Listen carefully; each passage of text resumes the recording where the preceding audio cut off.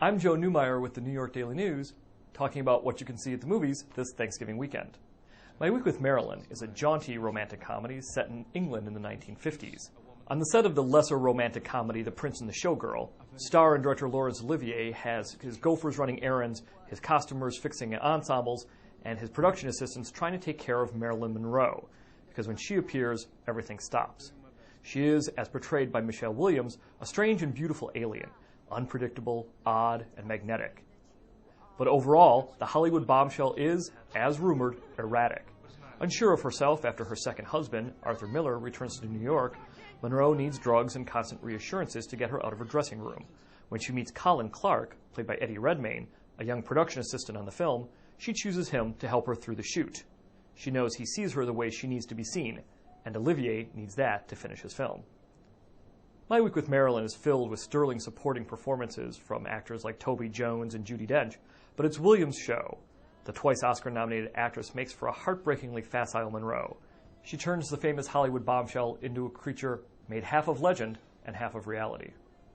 Well, if you think modern technology has taken over the holiday traditions, get to the charming, quick-as-a-Kringle animated entry, Arthur Christmas. In this 3D CG animated adventure, Santa and his elves put presents under the tree via state-of-the-art handheld devices and delivering packages around the world via stealth airship, complete with a cloaking device. Apparently, the big man in red, voiced by Jim Broadbent, is sort of foggy now after 70 missions, and he lets his super-efficient older son Steve run the show. But the militaristic Steve doesn't care when the no-toy-left-behind rule is broken. So it's up to Santa's youngest, the warm-hearted letter-answering Arthur, voiced by James McAvoy, to get a lost bike to a little girl in England. Luckily, Arthur has his feisty old Grand Santa, voiced by Bill Nye, along for the ride, as well as an ancient sled with one good run left in it. Christmas movie magic is rare in a world that cuddles up to Kindles and thinks Amazon is the ninth reindeer. Arthur Christmas comes to town just in the nick of time.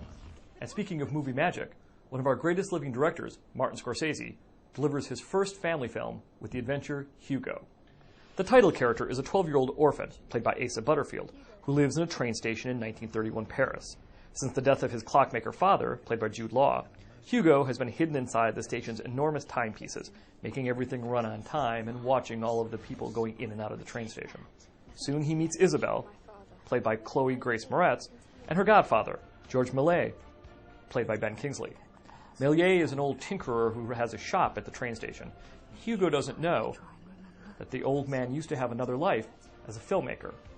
The last third of the movie is all about the magic of movies and the wonder of imagination. Scorsese clearly believes in all these things. This is his first 3D film, and he really makes it his own invention. Though it can seem a little educational at times, Scorsese can't help it since he's telling people about how wonderful movies used to be. This is one of those rare instances when you have a filmmaker telling his audience exactly why he loves doing what he does. After a full Thanksgiving meal, it's 2 hours at the movies that's positively transporting. I'm Joe Neumeyer, film critic for the New York Daily News, talking about what to see this holiday weekend.